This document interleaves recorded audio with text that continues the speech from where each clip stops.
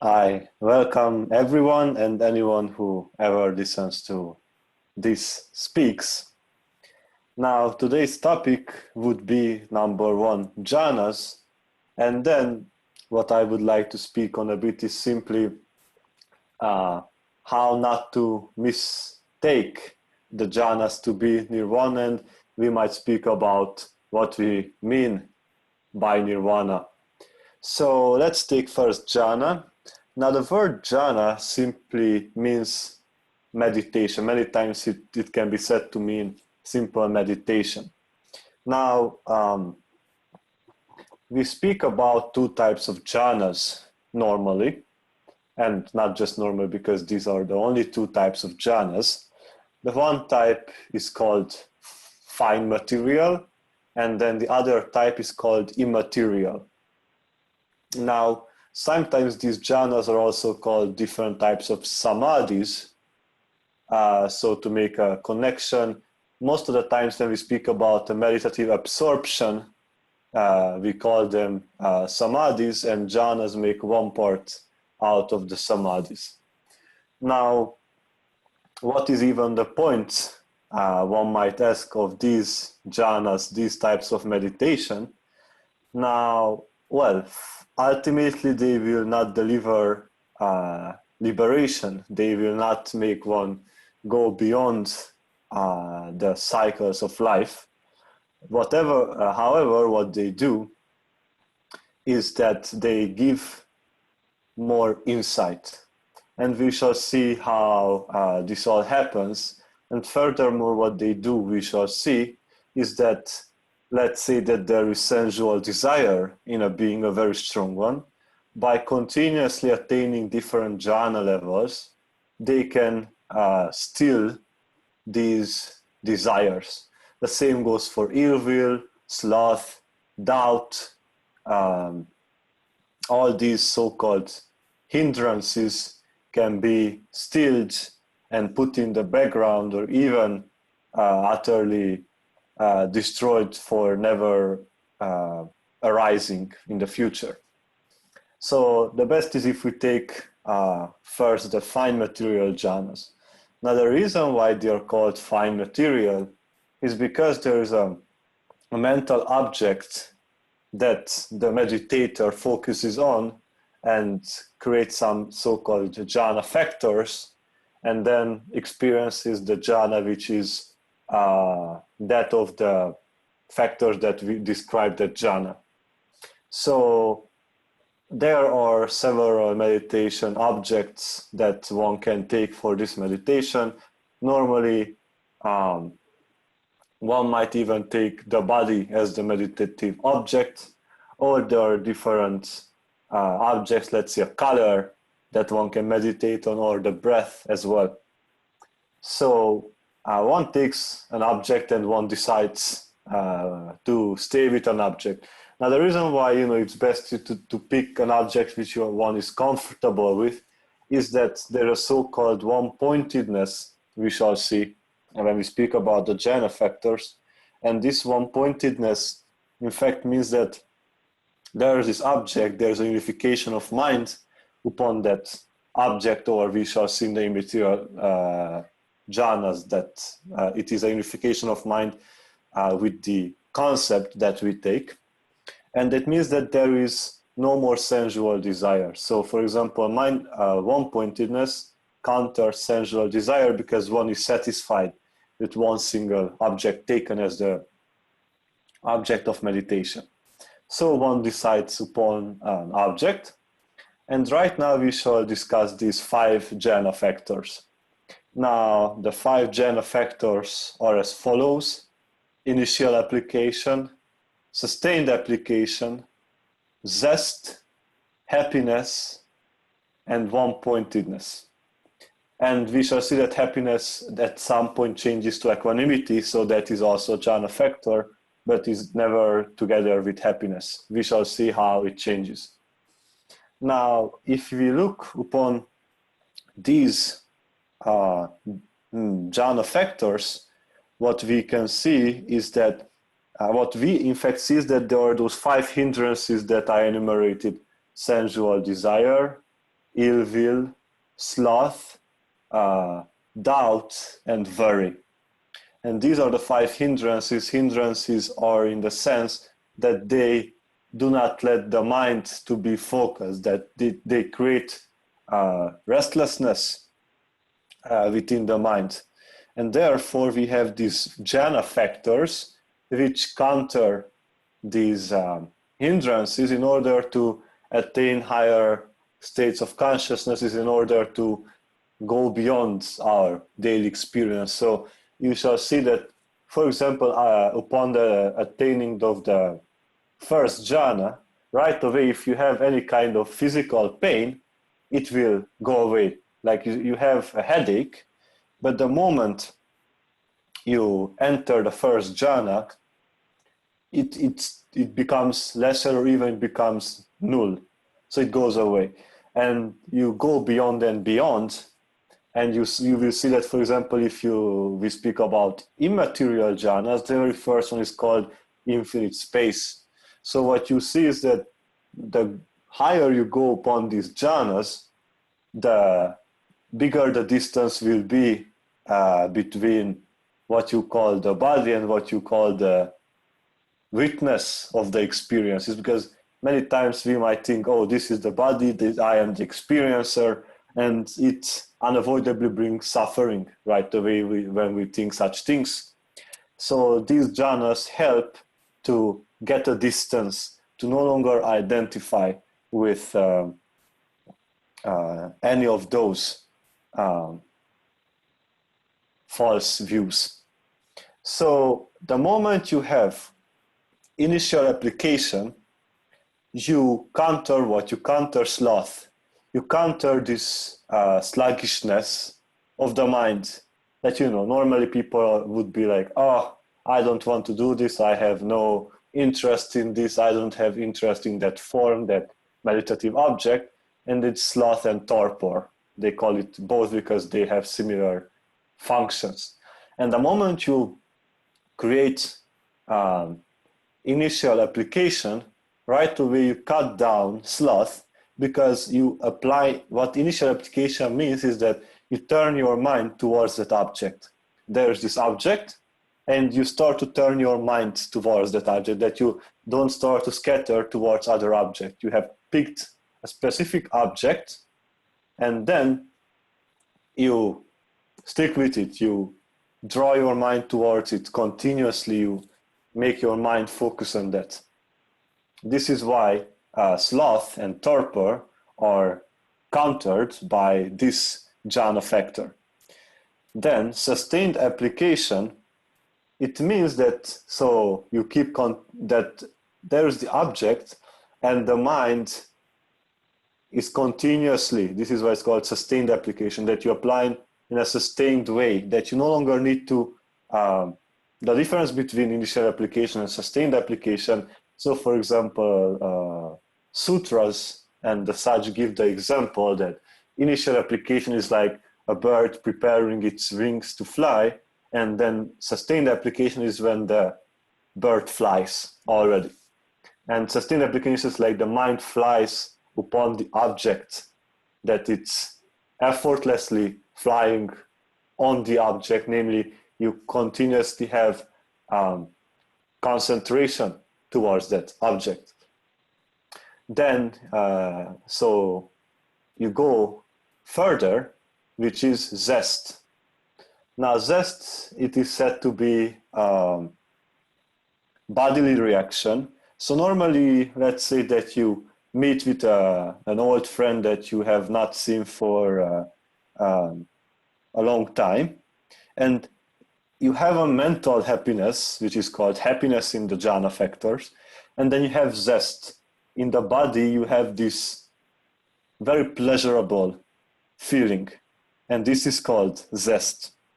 And you see, the moment you have zest, the bodily pains, for example, go even more beyond not even being felt, because zest takes over, and then you no longer feel the pain, for example. So this would be zest. Then we have happiness. Happiness is purely a mental happening. I'm so happy when we say, for example, something like this. It means that there is a mental happiness going on. Now, the difference between, let's say, that you do a wholesome action and then you feel happy, and when there's a jhana and then you feel happy, is that when you feel happy because of a wholesome action, the action itself is going to be the support of happiness. Whereas in the jhanas, you purely mentally create this happiness without any, so to say, like I do a good deed and then I feel happy about it, or I have greed and I feel happy about it, because even there can be happiness. Whereas here, when we speak about happiness, it purely means a mental action. Mentally, you become happy. And then, I forgot to say that zest, in fact, counters ill will. The moment there is this zest in the body, right away the ill will shall cease. Ill will in the sense of irritation, aversion, hate, wanting something to be different, that you don't like it. All these different types of ill will are gone if there is zest. Then where there's happiness, there is no more restlessness, because mental happiness, so to say, stabilizes the mind, that there's the object and you create happiness towards that object, and then that restlessness, that worry, becomes stabilized. There is no more restlessness within the mind, because even though in the body there can be zest, well, normally when in the body there is zest, also in the mind there is some kind of happiness, but just because there is zest, it doesn't mean that one has countered ill will, and it is happiness that counters ill will. And then we have one-pointedness, which means that normally it's also called unification of mind. It simply means that there is a continuous, how should we say, continuous concentration, that the mind is unified, that it's not scattered. So the reason why I say such things is because you might ask then, what is the difference between initial application and just pure one-pointedness? The difference is that, for example, you will see that in the immaterial ones, there is one-pointedness, but there is no initial application, that the mind can be united also without initial application. But there cannot really be initial application without one-pointedness. And this one-pointedness makes the jhanas, in fact, jhanas, because even, again, I said that in a wholesome deed, you might not be one-pointed. There might not be unification of mind, but you still might feel zest and happiness. But it will not be a jhana. It will be a wholesome, a beautiful consciousness that arises within you. Whereas in jhanas, there is this one-pointedness that for which it is called meditative attainment. So, and then we said that there's happiness and there's also equanimity. At some point, we shall see how we progress from one jhana to the other one. But the difference is that happiness, happiness is important to counter worry. But at some point when worry and restlessness have been countered, then you go beyond it, because all these factors are important to counter the 5 hindrances. But the moment you have countered, let's say, sloth, you may as well just give up initial application. The moment you have gone beyond doubt, at that moment you might as well just cut sustained application. Now, the reason, for example, why sustained application counters doubt is that, first you have this sloth that, oh, I don't want to do this meditation, or I don't want to concentrate on this. And then even if you concentrate, you might have this doubt like, oh, does it even make sense? Like, should I even do this? And with sustained application, you counter this. And when, for example, you have countered ill will, purely you are without ill will in those moments, you might as well just give up zest. The moment you have countered worry, you might as well go beyond happiness. And one-pointedness cannot be gone because then it's no longer a mental meditative attainment. So because within consciousness there's always an associated feeling to it, therefore you cannot give up purely happiness. Instead, happiness will be transformed into equanimity, which means neutrality. Okay, so these are the jhana factors, and this is how they work. Now, then we can identify the jhana. So the very first jhana, which are 5 in fine material, is exactly when all 5 jhana factors are present within the meditator when it concentrates upon the object taken. It's called the first fine material jhana. It means that it has initial application, sustained application, zest, happiness, and one-pointedness. In order to counter all 5 hindrances, you bring up these within you. So first you bring up that you initially apply the mind, and then you create a continuous application of mind, which all might be maybe the simpler ones to do, because then the question arises, how do I create zest within myself? Like, what is that zest? How can I create it purely with a mental action and not a deed or a thought, just purely a mental action? Well, what I can say, I can give an example that what is the difference, when there is zest and when there is not zest. So when we have a joyful experience, then we have zest. But when there is contentment within us, there is no more zest. When there is joy, in the sense of a purely mental joy, which would be of the jhanas with one-pointedness, then there is zest.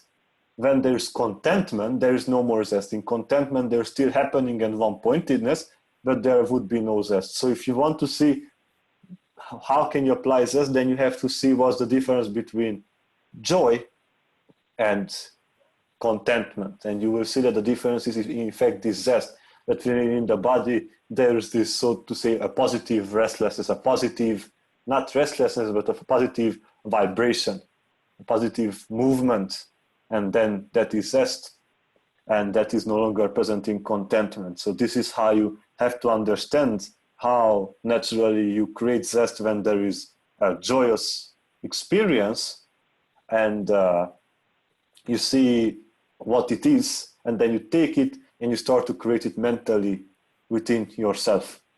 Now, happiness is something that might be much easier, simply to have like a positive attitude towards the object, a happy attitude. And if you don't know how to arise happiness, then you shall look upon what would counter restlessness. What is the thing that would counter my restlessness and worry? And then when you end up seeing that when you create this something which then counters restlessness, then you have actually seen happiness as a jhana factor. And when all 5 jhana factors are present, then we say that the first jhana was entered. Now, a jhana can be mastered on 3 levels: a beginner, an intermediate, and perfect mastery.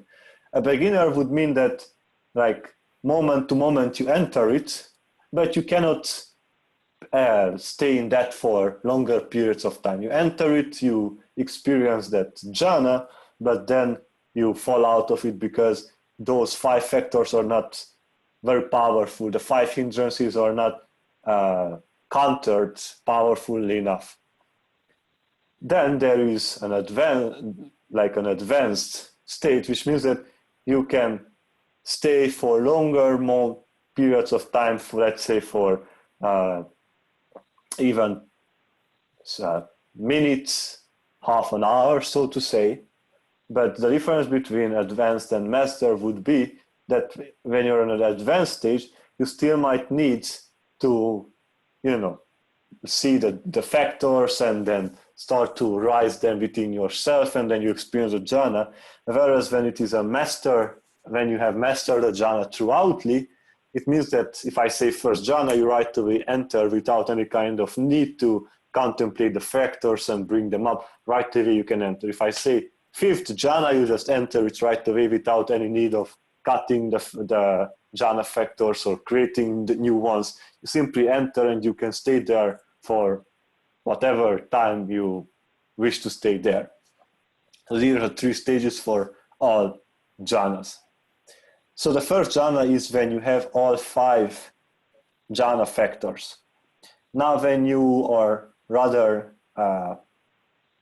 steady with the first jhana, what happens is that you let go of initial application. It means that you still have sustained application, zest, happiness, and one-pointedness, but you no longer need to continuously move the mind towards that object. So there is a sustained application still because you fly on the object and you still have zest, happiness, and one-pointedness, but you no longer need initial application because the mind is already steady on the object in this sense. And then when you can let go of the initial application, right away we say that you have entered the second jhana attainment. Then the way how you enter the third one is that you again let go of the next jhana factor, which is sustained application. So the moment you let go of sustained application, you have zest, happiness, and one-pointedness. And when you can enter this jhana, we say that you have entered the third jhana, which is only zest, happiness, one-pointedness. And next you cut even zest, and this might be a hard part because this third jhana is said to be the most blissful in the sense that there is physical pleasure going on in the body, and there's mental happiness as well, and there's one-pointedness. So this is called the most blissful of the jhanas. Well, at least at this stage, but we shall see how it's not the most blissful. Then, if you let go of zest by determination, and I will say what determination means right away, then you enter happiness and one-pointedness. This when we say that there is the fourth jhana. And if you let go of happiness and you simply have neutrality, equanimity, we say, and of course one-pointedness, then the fifth jhana is there. Now what determination means is that you have to see that even it is so blissful, and it really can be a blissful experience, it is a conditioned, because it's conditioned by its own factors. Now let's say again that you have zest, happiness, one-pointedness, and the way you can get rid of zest and to go beyond it is simply by realizing that it is so impermanent that this experience right now is there, but then you go to sleep and it's no longer, then you wake up and it's no longer there at that moment. So you will realize that it's really impermanent, that because if you start to crave it, that it's so blissful, then you will have suffering. And because of this, you will see that even though it's blissful, it is conditioned by the jhana factors, by the object of meditation. All the 5 jhanas of the 5 material are conditioned in the sense of the 2 factors and that of the meditation object, because without it, it will not arise simply. So when you contemplate the jhana as such, even zest or any of the factors, you will see that even though it gives a blissful experience because they become more and more blissful, still you can contemplate its impermanence and how it brings suffering by after emerging from the experience you crave it, then you will let go of the factors to the moment when you get to the 5th jhana. Now, in the sutras, which is, when normally the Buddha answered questions to disciples or men who got to him and asked questions, he defined in fact only 4 fine material jhanas. And the reason is very simple. He said that when you have the first jhana where you have all the 5 factors, the second is when you give up both initial and sustained application. So this is how for the sutras you will have only 4 jhanas, because there is no intermediate step that you give up initial application but you still have sustained application. That is the only difference. And it is in the sutras, sometimes they even give names to the jhanas for the 4 jhanas. So for the first jhana, which is the first both in both senses, both the sutras and both this analysis, is normally called delightful sensation, because there's initial application, sustained application, rest, happiness, one-pointedness. It is a delightful sensation. This is how normally they call it. So then the second and the third jhanas, which will be the second of the sutras, is normally called joy. Joy in the sense that it is a very blissful experience, because there is physical joy going on and mental joy called happiness and zest, and one-pointedness, of course. Then the third jhana, according to the sutras, which would be the fourth in our analysis, is normally called contentment. When there's only happiness and one-pointedness, it is called contentment. And if even it's very logical, because if you look upon when there's only happiness, mental happiness in you, and one-pointedness, it is very reasonable to say that it's contentment, because it's like you are just well. This is the best way to express it. And then the last jhana, when there's only equanimity and one-pointedness, normally it is called utter peacefulness.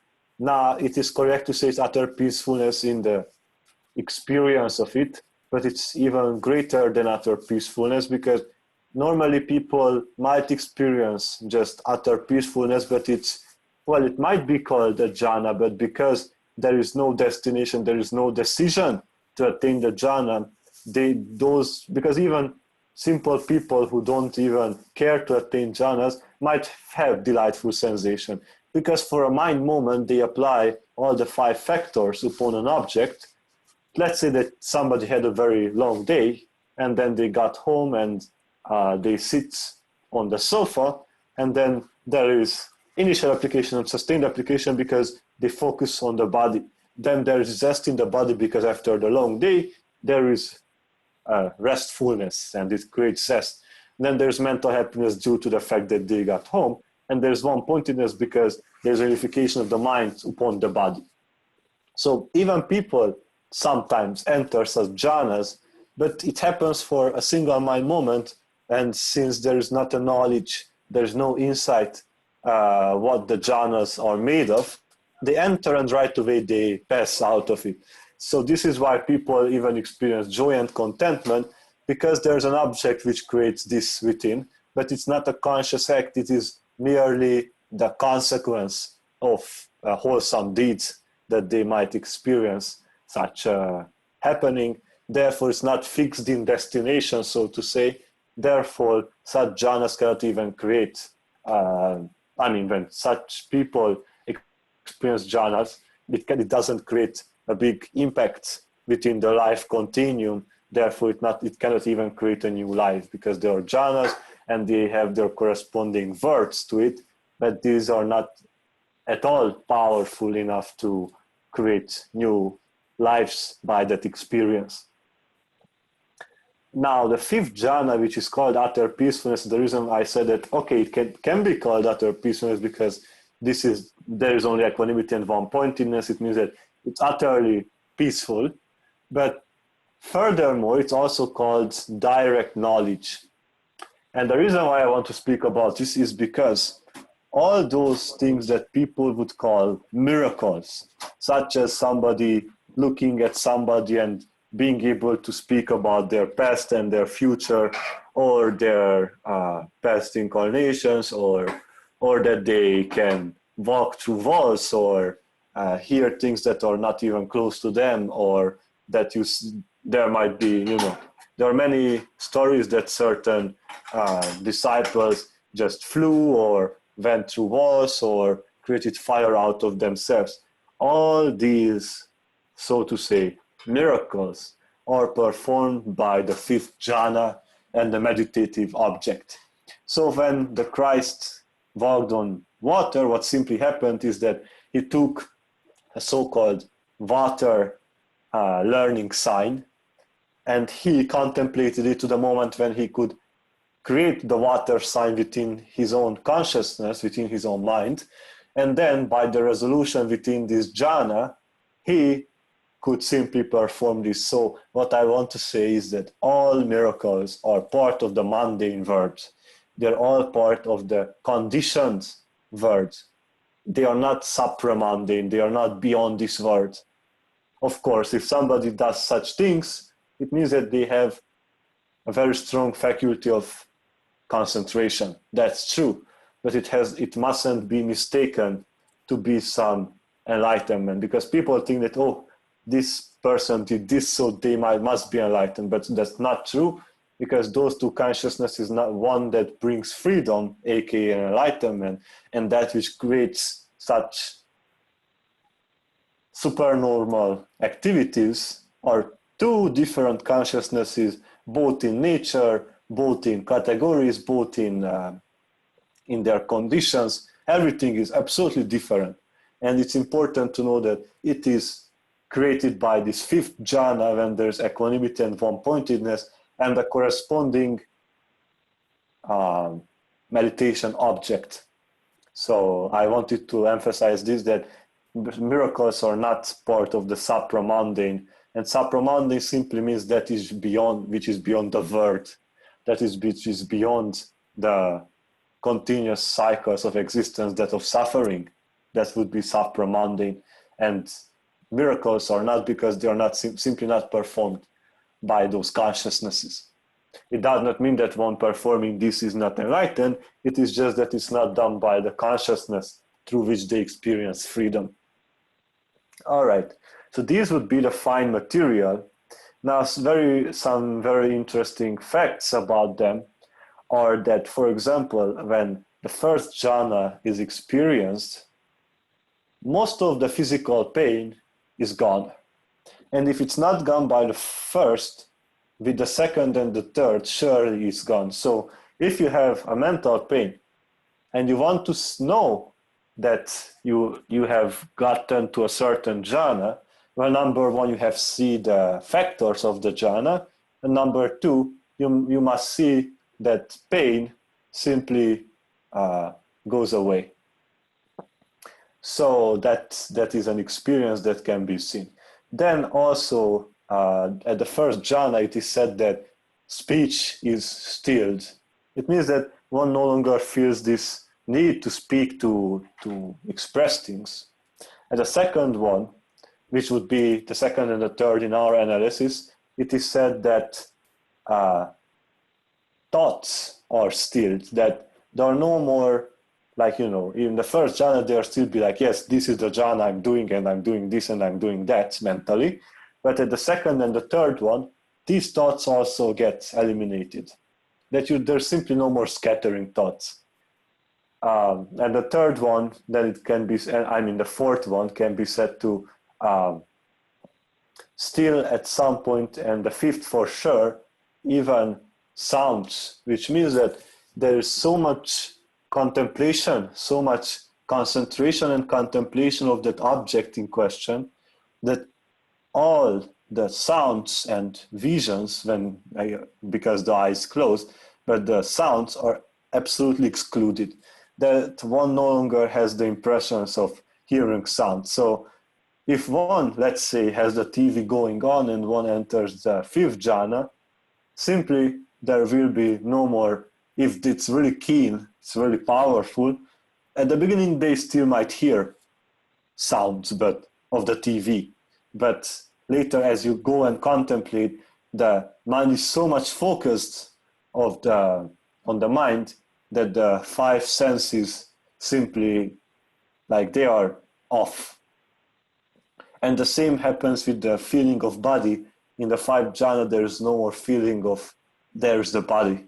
There's no more that. Simply, it disappears. You no longer feel that your two hands touch. When let's say that your two hands were in touch while you were performing these jhanas, in the fifth jhana, you will no longer experience that there is touch going on between your two hands or whatever two limbs you might put each other on. There's none of this going on. You no longer, even, of course, breathing happens because it's not death. Even though breath happens, you no longer experience be the doer of the breath or anything like that. You no longer experience that there are certain scents going in your nose. So even if there are 1,000 perfumes around you and you enter the fifth jhana, you will not experience simply that which the perfume gives to you. And let alone also taste, there will be not even an experience of taste or any kind of bodily activity going on. There will be just a deep absorption to the object. Now these were the fine material jhanas. And then from the fine material we enter immaterial ones. And it means, as I said, that fine material becomes fine because there is still an object, a mental object that concentration is built upon. When we speak about immaterial, there is no more object. And the question is, how do you jump from fine material to immaterial? And in order to answer that, I will give the names of the immaterial ones because there are 4 in number, both in the sutras and this analysis as well. So here in the fifth jhana, you had one-pointedness and equanimity.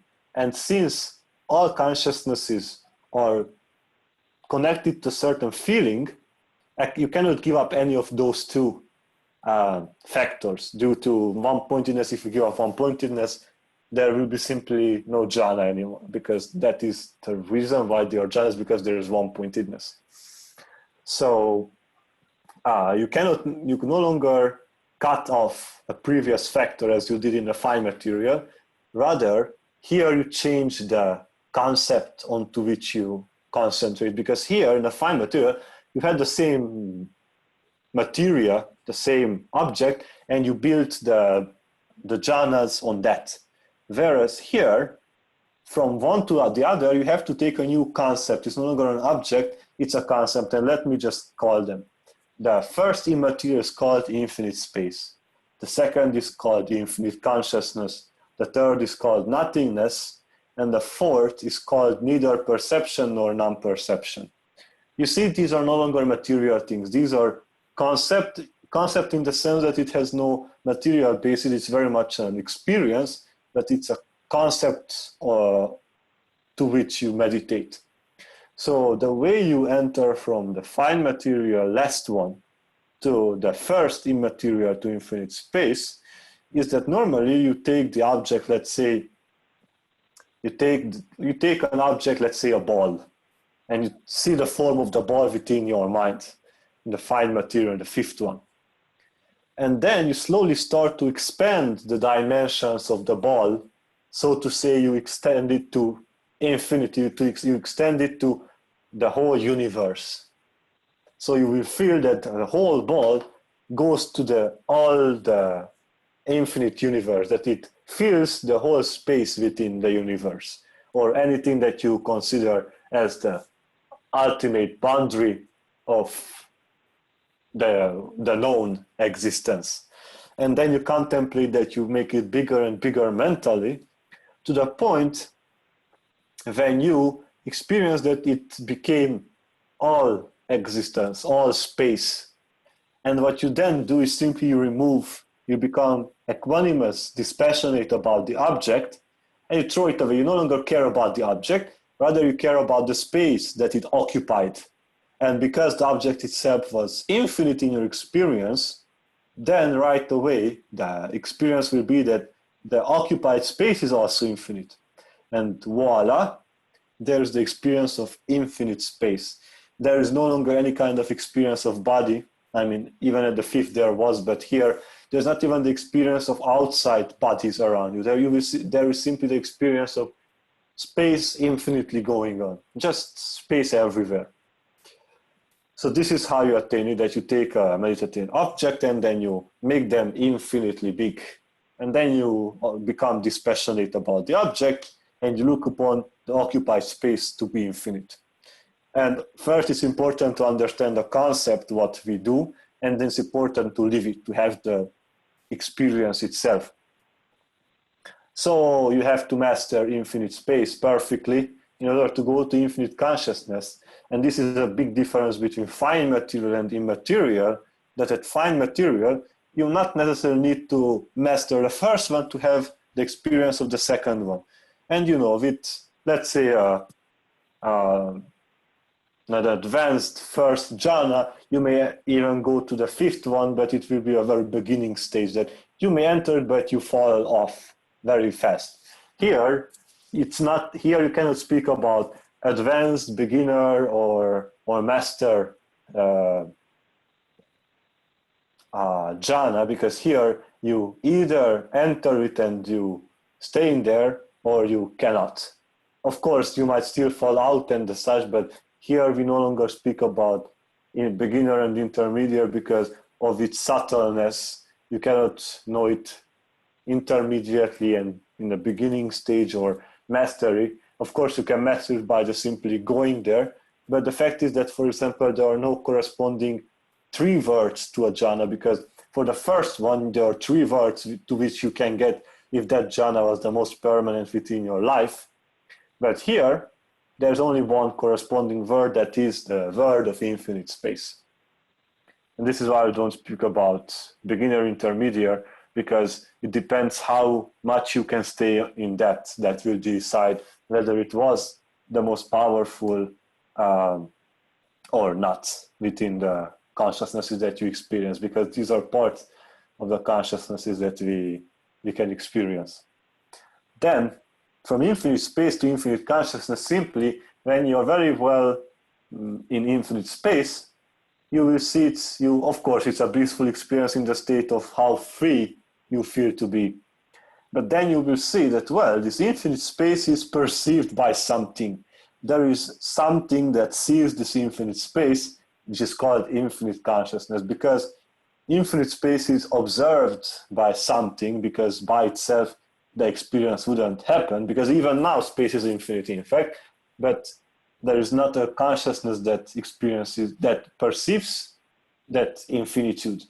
Therefore, when infinite space is understood and you see that, well, okay, there's infinite space, but something observes it, then you can go to infinite consciousness, meditating upon infinite, to see that in fact there is an infinite consciousness that perceives the infinite space. This would be infinite consciousness. And then it's so good that there's infinite consciousness, but nothingness. What does nothingness mean? That, well, there's infinite consciousness, it's very free, it's very blissful that you are so free. But then you see that, well, there's infinite consciousness, but fundamentally it's purely nothing, like there is no formation in that. That even though we experience, and this is what a good friend of mine gave as an explanation, that even if you look upon something, you see that continuously the mind just simply, the consciousness of, you just look upon an object, and you see that no matter how hard you concentrate, for moments, very infinitesimal moments, your consciousness is no longer there. It's like it drops and it goes back, it drops and it goes back, because it's called that all consciousness is happening in mind moments. Mind moment is a very infinitesimal happening. It's so small that they say that when you blink, even 10,000 such mind moments might pass. So this is how small these mind moments are. However, between 2 mind moments, there is this, well, it's called nothingness. It's simply when it just, there's no perception, so to say, but it's simply that there is nothing there, that even if you look at something, there's a continuous fluctuation of mind moments, and between 2 mind moments, there is nothing. And it can be experienced, this nothingness, when there's infinite consciousness, and then you see that even though the infinite space is witnessed by this infinite consciousness, still there are these nothing moments when there's just nothing happening.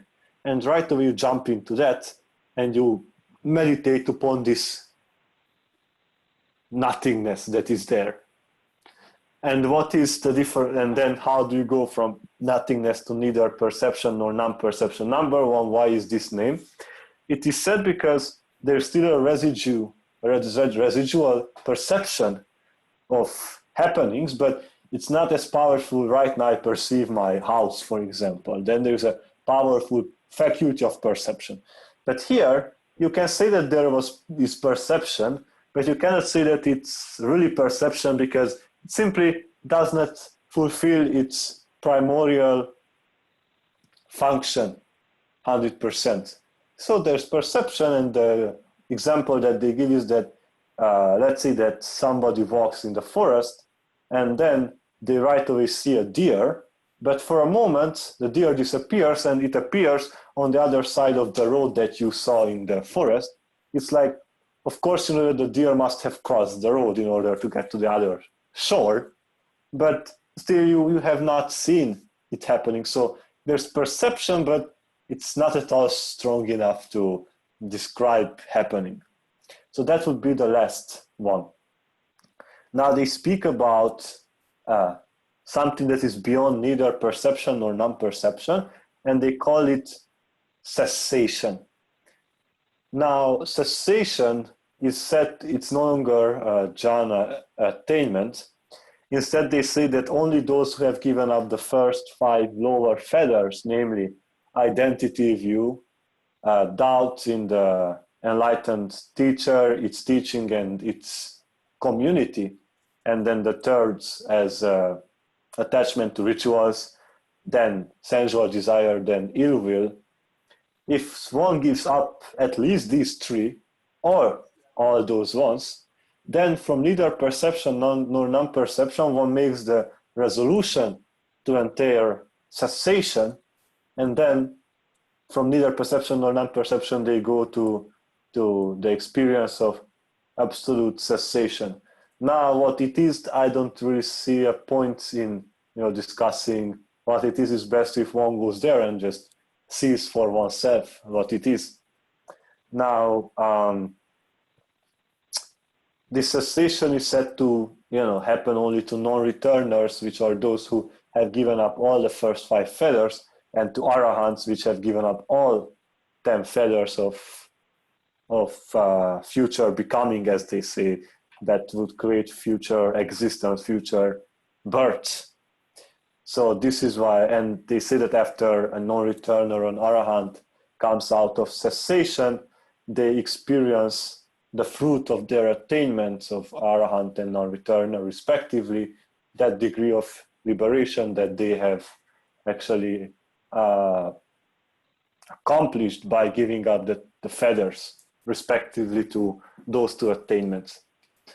Now the question arises, are these 5 or 4 fine immaterial jhanas nirvana itself? Well, what nirvana is, normally what the Buddha spoke about it is, he said that it is uncreated, unconditional. And I would stress this part of unconditionality as being nirvana, that because it's uncreated, it has no beginning, it means that to its existence, there are no conditions. That you see, it is said that nirvana is the only dharma that is unconditional. Wherever we speak about fine material or such, those are conditioned realities, there are conditioned dharmas when we speak about it. Why? Because in order for them to arise, there are other things before that must arise in order for them to arise.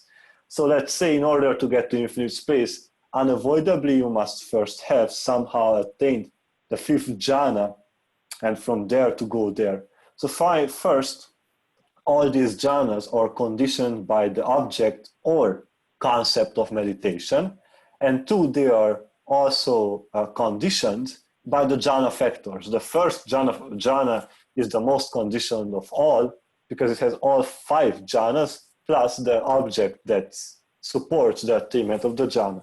And then the second is to a lesser degree, the third is to an even lesser, fourth, fifth to an even lesser, and 6, 7, 8, 9 to a very less, because it says that in nirvana, they say that there is no more perception, because they say that cessation is in fact nirvana. We shall speak what cessation means in fact, but fundamentally, the reason why it mustn't be mistaken, because infinite space, one might think, well, that is the end because I have experienced the infinite space, or I have experienced the infinite consciousness.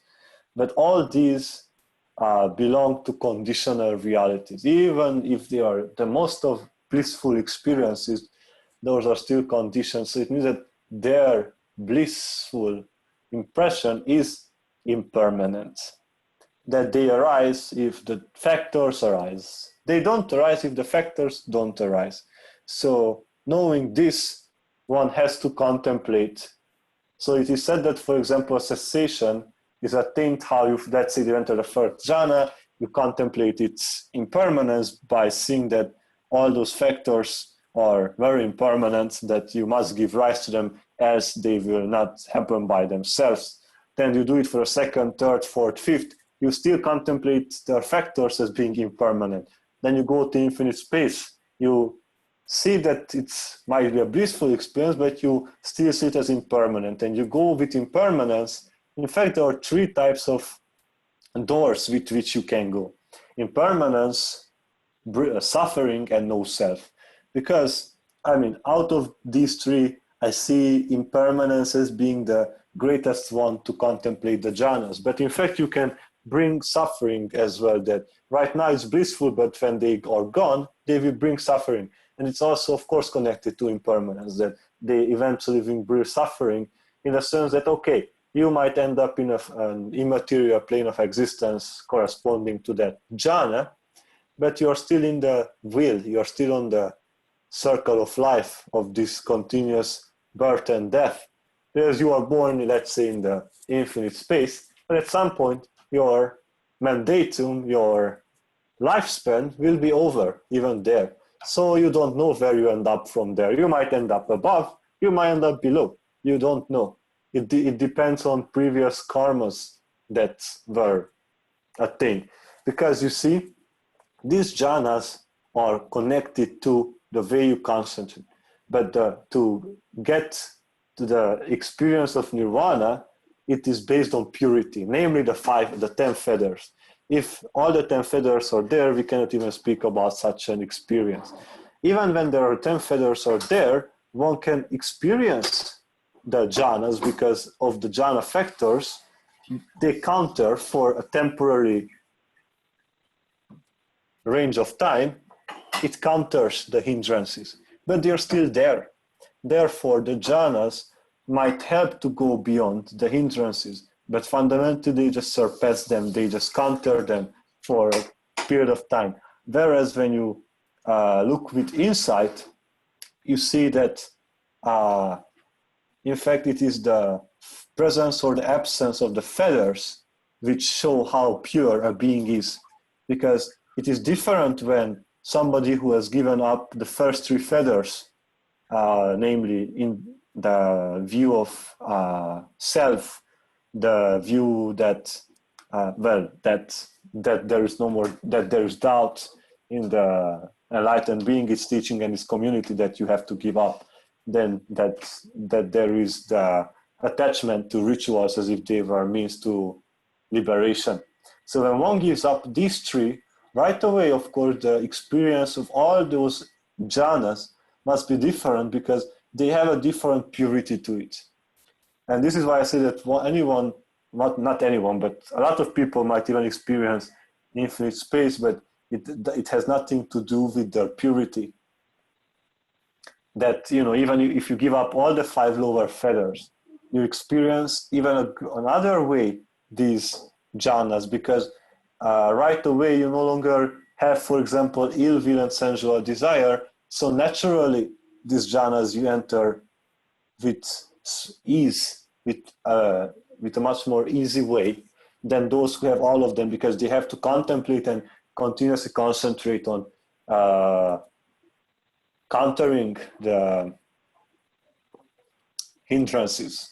Whereas anyone who has no more ill will and sensual desire, they don't need to contemplate and concentrate very powerfully. Effortlessly they can enter, let alone one who has left all the 10 feathers, as it means that it's even more simple for them, because there's no more craving and such things corresponding to the jhanas, because they already have perfect insight upon such phenomena. So why I wanted to speak about nirvana, and only in this sense I wanted to speak that all these jhanas are created, they are formations, whereas nirvana is unformed, uncreated, and this is why it is beyond birth and death, because something which is created is bound to be destroyed, because its creation is conditioned by other things. Whereas, so this birth is conditioned by those things that you have done in previous births and created the results of those things, that you were born deaf or blind or woman or man. It is all connected to what kind of consciousnesses you created in the previous, and right now you, lo and behold, its results. So it means that even this birth is conditioned by all those things. All these things that one may experience within one birth is conditioned by those things that have been done previously. Whereas if we speak about Nirvana as the final liberation from all these things, then you see that it must be uncreated, because if it were created, there would be the conditions of its creation, that, oh, it exists if this or that. So therefore we say that it is uncreated, that it is unconditional reality. That, you know, normally this question, whether it exists or not exists, well, those who have not experienced it would say it doesn't exist. Those who have it, they say it exists. But, you know, to go beyond existent or not existent, obviously we say it's permanent in the sense that it exists whether or not one experiences it or not. It has such an existence that it's not conditioned by the existence of any other things. This is why it's called an unconditional dharma, that it is untouched. Whatever might happen, it is untouched. But your jhanas are not untouched, because let's say that you have the infinite space. If in that moment you bring up a sensual desire that you want to eat a food, it's gone. Lo and behold, for a moment, it's gone, and you end up experiencing the same kind of body consciousness that I'm here again, not in infinite space at all, or whatever jhana you have or in, and you bring up a sluggishness within you, or you bring up a doubt, or like, if you're in infinite space and you say, but does it really make sense? Like in a doubtful way, it will go away. So it's by no means unconditional, because if it were unconditional, it would happen continuously within you, but it would be untouched by anything. Whereas it is not, obviously, because even your joy can be, you know, destroyed by, if you see something that you name cruel, right away you have ill will. And this is how, in fact, you can see that even being irritated is part of ill will, because if you have infinite space and you get irritated by something, it's over. You will no longer experience it. And since you have to say what kind of hindrance arose in you in order to, you know, emerge from the experience, well, it cannot be sloth, obviously. It cannot be doubt either. It cannot be sensual desire, because it's irritation. None of this can be. It cannot be worry. So the only thing that you're left with is that you realize that even irritation is ill will or hatred, in the sense that simply that will be which can destroy a jhana experience. I just wanted to give an explanation to how even irritation is to be seen as hatred. And, you know, what nirvana means, normally it means blown out. It's normally, as they say, it is the blowing out of the clinging to past groupings. Now there are the groups of body, namely form, feeling, perception, consciousness, and mental formations. These are the 5 types of aggregates or groupings that we speak about, because all experience is somehow within these 5 aggregates. And it is said that when the greed, hatred, and delusion connected to past aggregates is gone, it means that the defilements of greed, hatred, and delusion, or there's a cessation of greed, hatred, and delusion in the sense of no more arising of theirs, it is to be called nirvana. This is at least how the sutras express it. So, well, it's not important to get into concept, because the moment you get into concept, right away it cannot be a pure experience, because somehow is based on concept, and as we have seen, concept at best bring immaterial experiences, not nirvana. And this is why I keep stressing that it's important not to mistake, because neither perception nor non-perception, it's as if you were quenched, as if your greed, hatred, and delusion were blown out, but you must see that it's also an unconditional. It's also a conditional, sorry, not unconditional. It's also a conditional state. It's still a mundane thing, because, well, another way how you can look at it is like there is a corresponding word where you can get after let's say that neither perception or non-perception was very powerful consciousness that arose in you during your lifespan. If all the conditions are met, you might end up in a neither perception or non-perception plane of existence. But the point is that you have ended up in a plane of existence, which means that certainly you are not free in that sense, that you still got there. Now, is it the destroyal of the five aggregates, nirvana? It is said that it's not, in the sense that if there were no five aggregates here, then not even the experience of nirvana would arise, because there is a so-called fruition consciousness within any of the four stages of enlightenment, which would let the being experience the degree of freedom, the blessing of nirvana, so to say, and therefore it cannot be said that the five aggregates are utterly destroyed. Simply there is the stilling, the quenching of these defilements, that they no longer arise. Because even when a being became an arahant, which means a fully enlightened being, they still were in the form. So there was some kind of, there were aggregates there, because they could still go into the jhanas and bring them within themselves. So the five aggregates are still there. However, it's still a simple quenching of greed, hatred, and delusion, as these are the only unwholesome roots out of which all that is unwholesome comes. There's nothing unwholesome which is beyond greed, hatred, and delusion. It is simply that you realize, as it is said, that even these five aggregates, even though they are there, that there is a feeling connected to all kinds of types of consciousness, that there is a form still, there might be mental formations as happiness, for example. Still, there's no more greed, namely attachment to it, hatred or aversion. Therefore, no future aggregate will arise, namely that an arahant is a fully liberated being who is no longer forced to get into planes of existences and go on and on, because they have seen the end of it. As it is said, that the holy life has been lived, all the burden has been put down, there's nothing else to be seen, so to say. And then there's no more forceful incarnation into any kind of plane, because there is no more clinging to the aggregates, therefore they will no longer arise. Now, just because there is no clinging, it must be understood that right now you might not cling to the body or the feeling or opinion or anything, but just because there is no clinging, it does not mean that it's purely not there. It means that right now it's not there. It doesn't mean that it cannot arise. The moment it cannot arise, we mean that it got quenched, it got blown out, that certain aspect.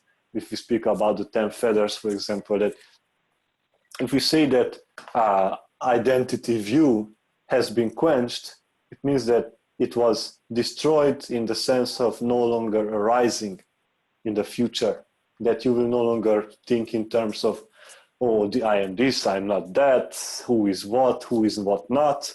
Simply it will not arise.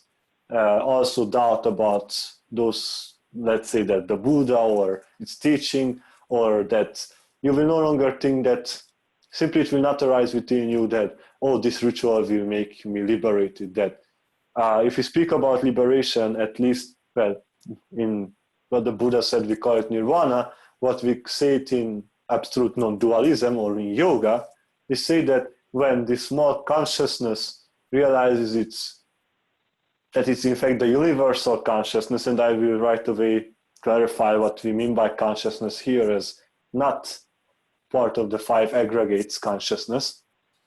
then it is called to be fully liberated, namely all its clinging and attachment to anything that is of these words is purely gone, that it realizes its pure nature beyond the word, so to say. Now, what do we mean by consciousness here? Well, in the ultimate reality in yoga and in Advaita Vedanta, which is absolute non-dualism, is called Satchitananda. What does Sat mean? And I want to make a comparison between what the Buddha said about Nirvana and what we speak about as the ultimate reality as Satchitananda. Now, Satchitananda is not one word, in fact, it's three words: Sat, Chit, and Ananda. I will start with Ananda because that is one thing that is purely stated also by the Buddha, that there is no greater bliss than Nirvana, whereas Ananda means pure bliss. So we see that at least for sure Ananda out of Satchitananda is, checked by the statements of the Buddha about the final reality. Now I want to speak about Sat next. Sat means truth, which I will emphasize a bit more, or existence. Now both of them apply very well, because truth in the sense that it's an unconditional dharma, that Nirvana is an unconditional truth. This is what we mean by Satchitananda. The Sat part as truth refers to this part, that it is unconditional. It doesn't depend on anything else. And if we speak about existence, pure existence, we don't mean the existence of a piece of chalk. We mean pure existence which contains no greed, hatred, delusion, where simply everything is seen as completely dissolved, so to say. Then we say that Nirvana is permanently existent, as its existence is uncreated, that it doesn't depend on anything else. This is how we say it's Sat, its existence. And what means Chit, which means consciousness, is the Buddha classified that there are 89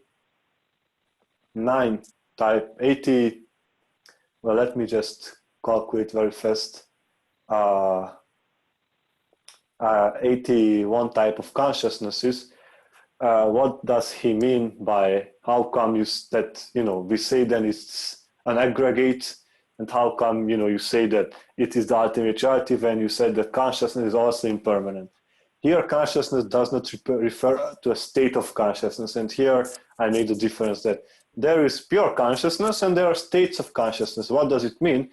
If you have a piece of sheet, which is purely, of course, white, an A4 paper, it's pure a sheet of paper, then we could call it pure consciousness. The moment you color it with blue or gray or whatever color, it's already in a state that it is poisoned in a way. And this is what we mean by consciousness, pure consciousness, is that which is the awareness about the permanence of the ultimate reality, namely Nirvana, that there is this awareness that when one enters Nirvana, so to say, obviously there is bliss, because even the Buddha said it is permanently existent in the sense that it's unconditional, and then there is this pure awareness about its permanence. This is what we mean by consciousness. We don't mean wholesome consciousness or resultant consciousness or unwholesome consciousness. Simply we mean a pure awareness of its perfectly permanent, uncreated reality. This is what we mean by Chit. So Satchitananda, we see that it is in fact equal to what the Buddha spoke about Nirvana, but it's again, what other things he said, it's no longer really important, in the sense that, in order to know whether those words are true or not, we of course take it as true because we accept him as fully enlightened, because we cannot know it as long as one is not fully enlightened, because only one who is there can say whether a being is already there or not there. So, but we take his words as they are, and as he spoke about Nirvana and what it is, one goes to the experience by removing the feathers. There are very precise methods how you can remove them, how you can contemplate the feathers. I will give the skeleton of it would be that you look upon, let's say, identity, that you think that there is an I in the body or in your experiences or in your feelings, like my feelings, I am those, I am the body, I am the mind, all these. Well, the very first thing that you have to see, as it is called, the knowledge of rise and fall. What does it mean? You see that in fact it's not as permanent as you thought, because it is there when you give rise to it, it is not there when you don't give rise to it. It rises in the morning and it falls in the evening. When you don't think of it, it doesn't exist at all. In fact, you will see that all identities that you take, that I am this or I am that, to anything that you take as such an identity, you will see that it rises, it falls, it rises, it falls, and you have to see and you contemplate and you look upon it as like, or for example, to any kind of such experience, let's say sensual desire, that you have a lust towards food. You realize that this lust comes and goes and comes as a wave. It rises, it falls. Then it is the second step, it would be that you look upon its dissolution, that when you eat that food, for example, its dissolution happens by you being saturated by that. And you contemplate that in fact that dissolution is not pure dissolution, because still it rises again another time. So you contemplate how it got not to be, and then you continuously will see again how it rises. Then you realize the danger of it. Like, okay, right now I'm saturated, but well, I know that it will come again. So it's dangerous because I might eat the same thing my whole life and I will not be well with it again, because I would eat again and again. I'm never well with what is happening. I'm never fulfilled. And this is what is destroyed, for example, with one-pointedness, because then you are well with the object and you no longer need scattering. So you look upon its danger, that it in fact just creates greed and hatred. It creates greed when you see it and you want to eat it. It creates hatred in the sense that when you don't get it, you are not happy with it. So then it creates hatred as well. And both of them come also from delusion, of course. So in this sense, the three feathers, the three roots of greed, hatred, and delusion just run freely in the experience. And you see this danger. Then you see it's fearful in the sense that even animals get to where they are because of past greed and past hatred. And when you see that animals suffer even more, right now you might suffer that somebody did something bad to you, and let's say that you take a big revenge. And then you end up as an animal. It means that you have not seen the danger and that how fearful it is that animals, most of them suffer even more than human beings, in the sense that many pigs are slain by simply, many times people just take the pig and they just put the knife in the throat of the pig, through the throat of the pig, or right away to the heart, and you might believe how big suffering it is. However, it is just a result of a past deed after all. I'm just saying it for what it is, so that there is no need to be angry about this whole happening. So you have to see how fearful it is to get to any kind of plane of existence, because, okay, right now you might get to a beautiful Jhana of earth, everything is blissful, but you don't know what is the lifespan, and you don't know in which moment you will be drawn back, for example, to the human world, and off you go again. So you have to see the danger in this. So when you see the danger and the fear in this, right away you have to have this, not desire, but in the sense of the desire that you desire to be liberated from this one, that you want final deliverance out of this crazy, fearful rise and fall and all these things. And then you start to contemplate how impermanent your sensual desire towards that food, or in general sensual desire, is that it is impermanent because it comes and goes. It brings suffering because, let's say that you had the lust to be with a person in any kind of way. I don't just mean sexually, just, to want a boyfriend and it's so good, or girlfriend, or preferences. And then when they go away, number one, there you realize that it's impermanent. And number two, it brings suffering because you had a past clinging through greed towards that being. And then no self, it simply means because also what you call yourself is impermanent.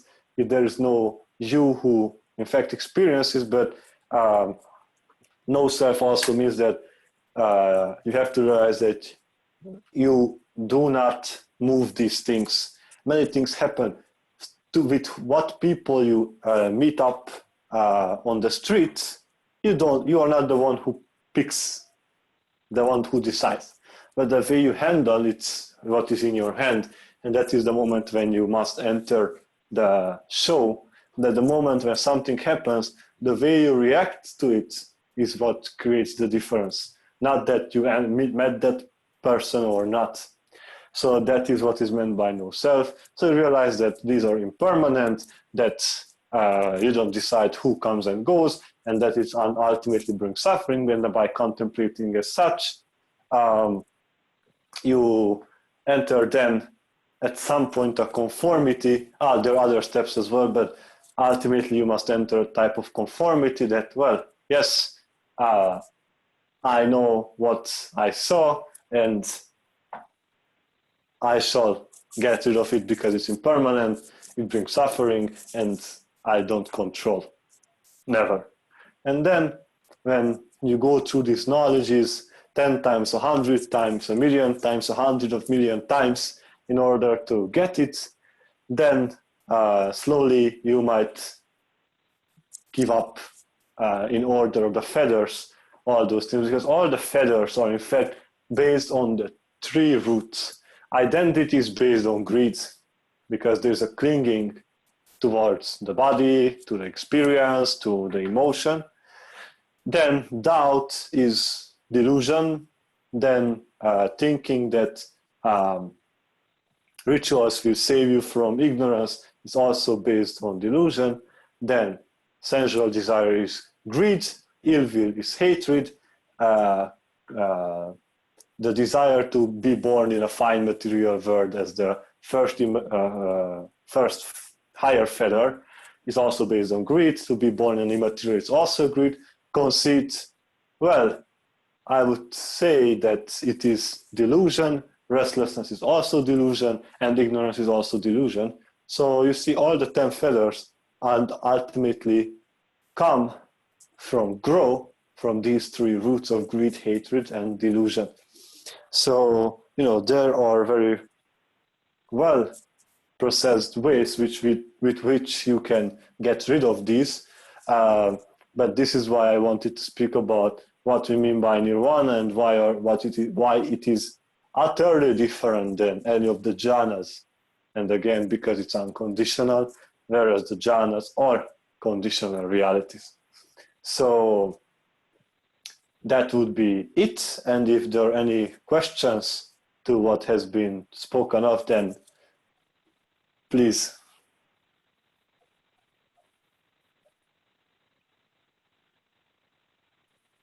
And if there are none, then thank you very much for listening.